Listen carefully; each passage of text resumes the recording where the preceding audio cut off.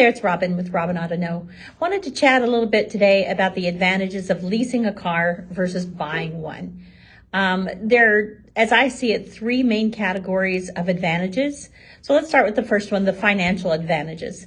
Typically, you'll have a lower monthly payment when leasing versus buying because you're paying for the vehicle's depreciation over the lease term, not the total price. You'll also typically have lower upfront costs.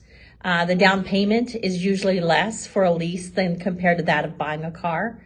There's usually lower sales tax because in many states, including South Dakota, the sales tax is calculated on the monthly lease payment rather than the vehicle's full price.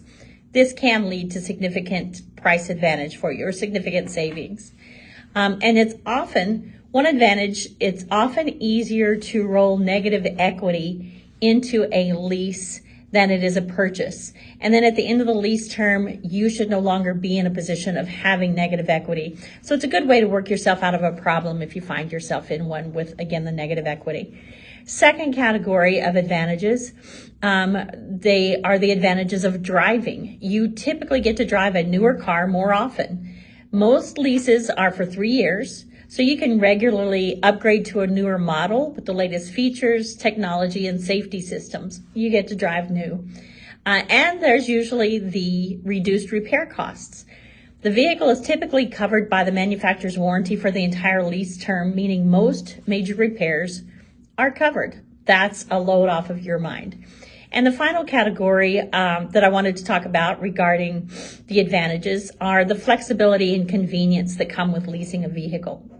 First, it's easy to return the vehicle. When the lease is up, you simply return the car to the dealership and you walk away without the hassle of selling it or trading it in. Or you can, there are multiple options for you at the end of your lease term. You can, again, turn the car back in. You can lease a new one. You can take the equity you have now in that vehicle, use it toward a different vehicle. You can even use that equity to purchase something else.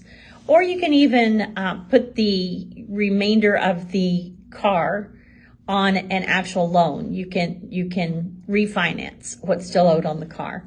And that amount that you'll be refinancing, it's actually set at the time that you enter into the lease, so you know what it's going to be at the end of your lease term. It's called the residual value.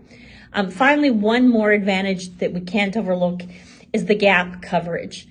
Most leases include the GAP, or the Guaranteed Asset Protection Coverage, which can cover the difference between the car's value and what you owe on the car if it's totaled in an accident. If you want to learn more about the advantages of leasing versus buying, hit me up. Message me, we'll talk.